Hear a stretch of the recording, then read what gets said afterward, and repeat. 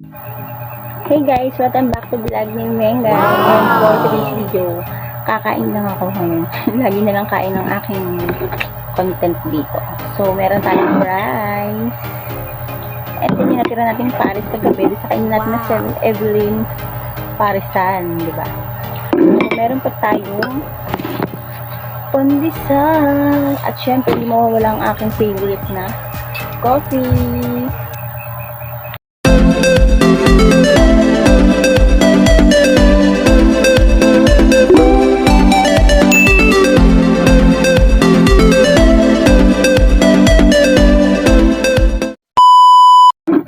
Opa, napanood yun yung intro ko, di ba? Ang ganda.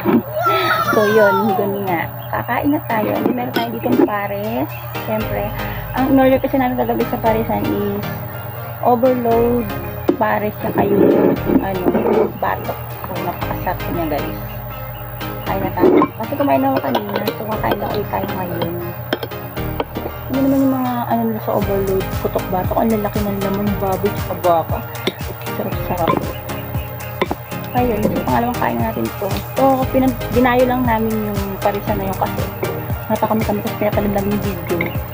Pinapalim namin, kami. So, dapat sa palengke kami magpapares, magbago yung isip. Ayun, napunta kami doon sa 7 Evelyn na Parisan sa Balagtas branch.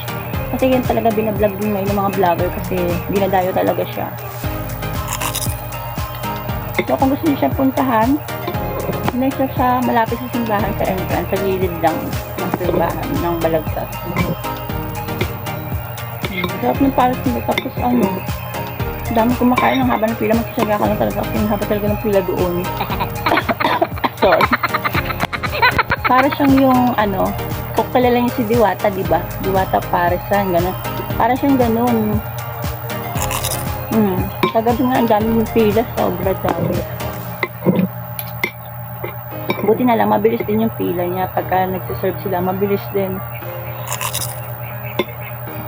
Ang sarap talaga yung pasta. Favorite ko talaga to. Tensya na kayo kasi wala akong mag-content. Puro na yung pagkain. Sarap ka na kasi Tsaka din sa 7 Evelyn na Parisan, guys. Dahil sa sobrang overload at ang sarap, only rice, only soup, only tabak. O diba, saka pa.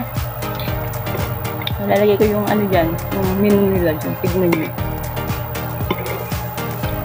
So, sobrang overload yung sobrang only na. Pwede mo pang i-take out yung mga naiuwi mo. Pwede mo pang i-take out yung mga natira mo. Kasi ako tinake out ko, tignan nyo. Uwi pa namin dito. Sarap niya, guys. Tapos ang lapot ko ng sabaw. Perfect na perfect. So, ganda na kayo ng pineapple kasi high blood din kayo dito. Kung naghahanap kayo ng mga masasarap na Parisan dito sa Bulacan, punta na kayo sa 7 Evelyn Parisan. Perfect. Sulit na sulit talaga. Legit na masarap.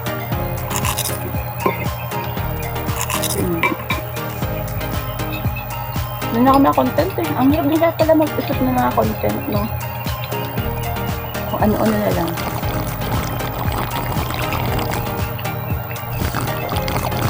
Sarap talaga kumain kung may kape. Tapos may pandesal pa, diba? Sarap talaga ng Paris. Yun ako. Babalik-balikan talaga to. Napakasarap.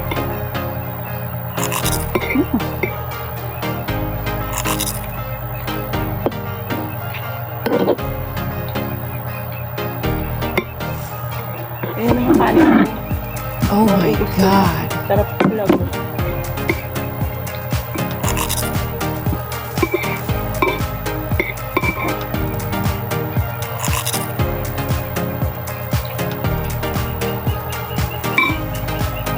Alam niyo guys, ang dalang ko talaga nakapag-vlog kasi lagi busy ako sa TikTok.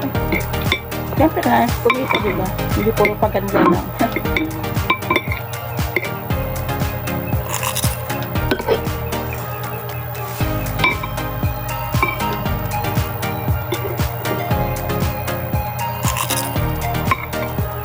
Tala ko na, braso ko pa lang.